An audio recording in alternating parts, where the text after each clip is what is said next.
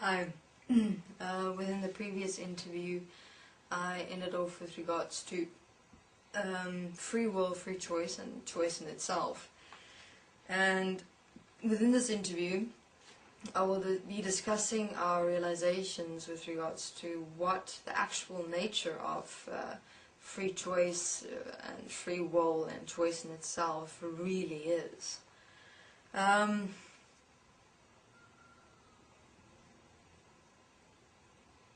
I'll go straight to the point with regards to free will, free choice, choice in itself. We realized that we actually used free will or free choice as a means to justify our own actions that exist and existed within compromise of self and others. It was a means behind which we hid our own self-dishonesty towards ourselves and towards others, which are actual deliberate self-dishonest acts. And then we use free will within the justification of defending our actions, our deliberate actions within dishonesty that compromised ourselves and others. And simply stated, but it's my free will. I can do as I want, as I please. I allow you to do what you want as you please. Now you give me the right to do as I want, as I please. This is the kind of secret, silent agreement of the existence of free will, where beings allow themselves and each other to continue existing in deliberance, in deliberate acts of dishonesty towards self and others, wherein those deliberate acts of dishonesty are actually done in harm and compromise of self and of others. And it was very disheartening to find out that free will doesn't exist, free choice doesn't exist, that everything that we do, that everything that we speak, that everything that we experience, that everything of ourselves is actually a result of the past. It is an outflow of events that lead us to be, do, say certain things and experience certain things within ourselves and act upon those things towards others. That in fact nothing of what we perceived choice to be was actually choice, but the perception of choice was actually us already living the decision within how we accepted and allowed ourselves to exist in the past. Our past is actually playing out. We're existing in the past as the past. And within that very existence of ourselves, within the past, as our own past directing ourselves, how can choice exist? So from that perspective, we realize choice doesn't exist. Nothing that we currently do, say, speak, act, experience is real, is current time, meaning is here. Everything we do, speak,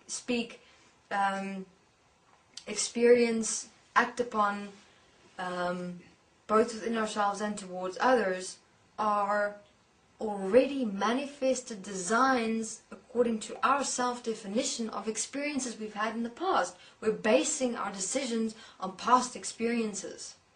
That doesn't mean choice. That means our past experience is dictating us. So that's just a simple example of our very explosive realization that choice doesn't exist, just on that mere simple fact.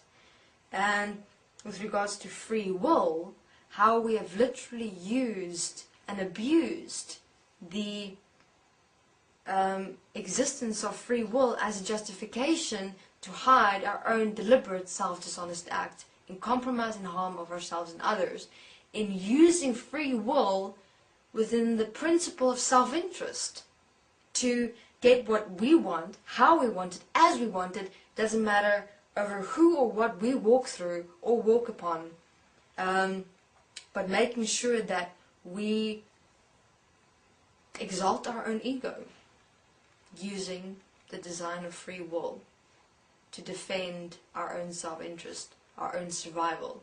So we realize that we actually created the excuse as free will to defend and protect our own self-interest.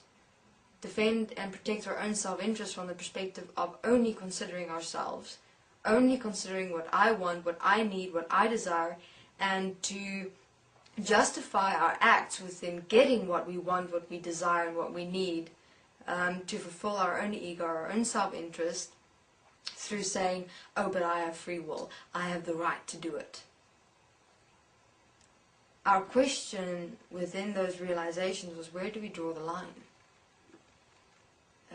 In other words, if I accept or allow such dishonesty within another, I must be allowing it within myself, because another is me.